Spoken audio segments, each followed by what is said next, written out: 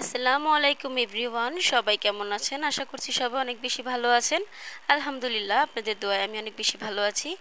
আজকে আপনাদের সাথে আমি শেয়ার করব কলিজা ভুনা রেসিপি।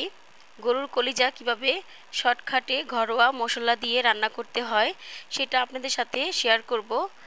দেখে নিশ্চয়ই বুঝতে পারছেন কি সুন্দর একটি রেসিপি আপনাদের সাথে শেয়ার করতে আমি চলে আসছি। এই কলিজা ভুনাটা রুটি দিয়ে খেতেও মজা লাগে এবং গরম ভাত দিয়ে খেতেও খুবই মজা লাগে। আপনারা বাসায় এরকমভাবে ফ্রাই করতে পারেন আমার রেসিপিটা ফলো করে। এবার চলুন সম্পূর্ণ রেসিপিটি আপনাদের সাথে শেয়ার করা যাক। এই রেসিপিটি রান্না করতে আমি এখানে একটি কড়াই চুলাতে আগে থেকে বসিয়ে দিয়েছি। কড়াইটা হালকা গরম হয়ে আসলে দিয়ে দিব সরিষার তেল। আমি এই কলিজা ভুনাটা আজকে সরিষার তেল দিয়ে রান্না করব। যেহেতু গরুর মাংসটা সরিষার তেল দিয়ে রান্না করলে অনেক বেশি সুস্বাদু লাগে, তাই আমি চেষ্টা করলাম যে কলিজা ভুনাটাও সরিষার তেল দিয়ে রান্না করা যাক। তারপর দিয়ে দিয়েছি এখানে হাফ কাপ পেঁয়াজ কুচি, আর দিয়ে দিয়েছি দুটো তেজপাতা, 4টে দারচিনি, 4টে এলাচ। এগুলো দিয়ে আমি এটাকে হালকা ব্রাউন করে ভেজে নেব। পেঁয়াজটা একটু গ্রান চলে আসলেই তারপর এখানে দিয়ে দিব 1 চা চামচ লবণ। লবণটা আপনাদের স্বাদ মতো আপনারা দিয়ে নেবেন। তারপর দিয়ে দিচ্ছি 2 চা চামচ আদা আর রসুনের পেস্ট।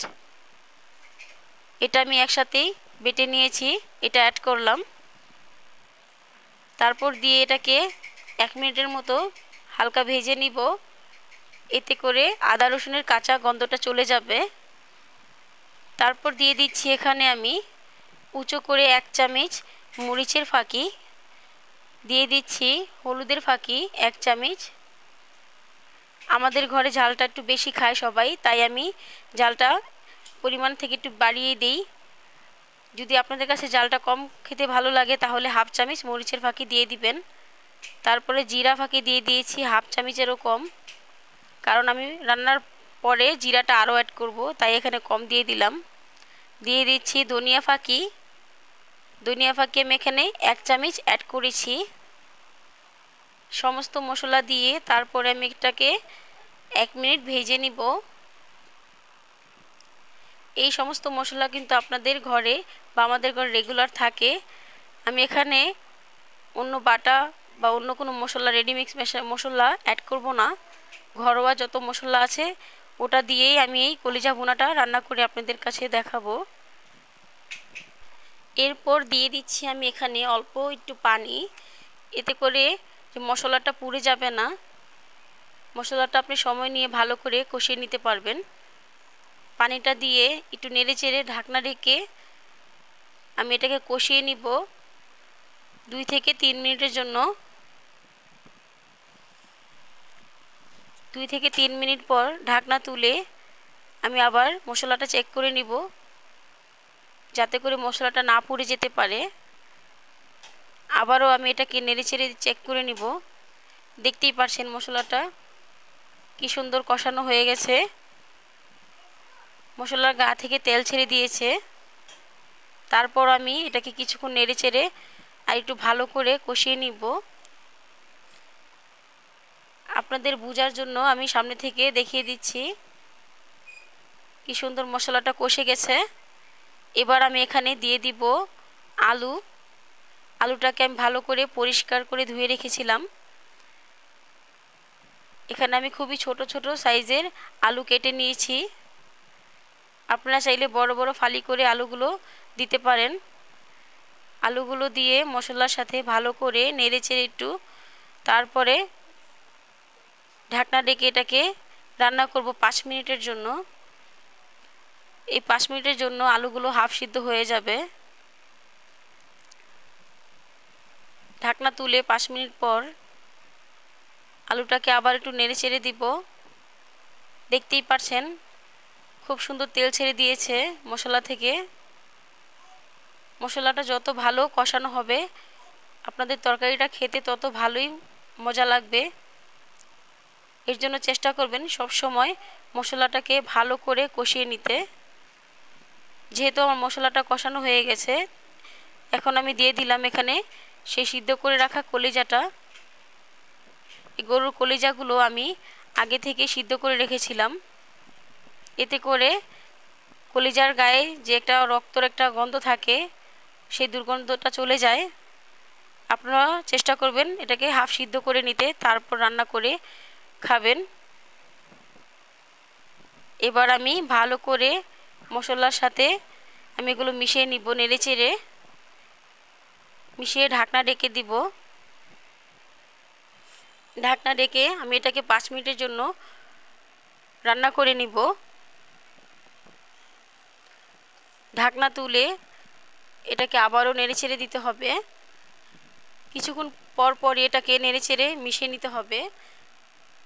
বেশি সময় নিয়ে যদি ঢাকনা ঢেকে চলে যান তাহলে দেখা যাচ্ছে মশলাটা পুড়ে যাবে, খাবারটা খেতে একটু ভালো লাগবে না।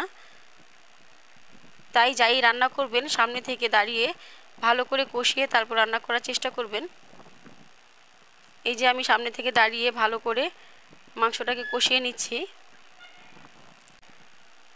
আবারও ঢাকনা ঢেকে এটাকে 10 মিনিটের জন্য রান্না করব। এই 10 মিনিটের মধ্যে বারবার নেড়েচেড়ে দিয়েছিলাম, কারণ কলিজাটা সিদ্ধ হতে একটু সময় নেবে, তাই আমি একটু সময় ধরে ধরে এটাকে ভালো করে সিদ্ধ করে নিয়েছি। এই কলিজাটাকে মোট আমি 20 থেকে 25 মিনিট ভালো করে কষিয়ে নিয়েছি। এরপরও আমি এটাকে আরও ভালো করে একটু কষিয়ে নিব, 4 থেকে 5 মিনিট আর একটু কষিয়ে নিব। দেখতেই পাচ্ছেন কি সুন্দর কষানো হয়ে গেছে। আমি তো প্রথমেই বললাম যে যত ভালো কষানো হবে তত ভালো খেতে লাগবে। আশা করছি আপনাদের সবার কাছে আমার ভিডিওটি ভালো লাগবে। যদি ভিডিওটি ভালো লাগে প্লিজ একটি লাইক দিয়ে যাবেন। এখন আমি এখানে দিয়ে দিয়েছি পানি। ঝোলের জন্য যতটুকু পানি প্রয়োজন হয় ততটুকু আমি দিয়ে দিয়েছি। আপনারা আপনাদের পরিমাণ মতো কমিয়ে বাড়িয়ে পানিটা অ্যাড করতে পারেন। এখানে পানিটা দিয়ে আমি বলক তুলে নিব। এর আগে দিয়ে দিব 4টে কাঁচামরিচ, 4 থেকে 5টে কাঁচামরিচ আমি এখানে দিয়ে দিয়েছি। এতে করে কাঁচামরিচের সুঘ্রাণটা বেরিয়ে আসবে। দেখতেই পাচ্ছেন বলক চলে আসছে। এবার আমি চুলার আঁচটা মিডিয়াম করে দিয়ে এটাকে ঢাকনা ঢেকে রান্না করে নিব। ঢাকনা ঢেকে 20 মিনিট আমি রান্না করে নিব। এর মধ্যে বারে বারে ঢাকনা তুলে মাঝে মাঝে চেক করে নিব, নেড়েচেড়ে একটু চেক করে নিব, কিন্তু সম্পূর্ণ রান্নাটা ঢাকনা ঢেকেই করব। 20 মিনিট পর দেখালাম আপনাদের ঢাকনা তুলে। দেখতেই পাচ্ছেন এখনও সম্পূর্ণ রান্নাটা কমপ্লিট হয় নাই, যেহেতু আমি ঝোলটাকে একদম কমিয়ে ফেলবো। এই কলিজা ভুনাটা একটু ভুনা ভুনা করব। এখানে যথেষ্ট ঝোল আছে তাই আমি এটাকে আরও রান্না করে নিব। এখানে আলু এবং কলিজা দুটোই সিদ্ধ হয়ে গেছে। তারপরও আমি ঝোলটাকে কমিয়ে নিব আর একটু জাল করে,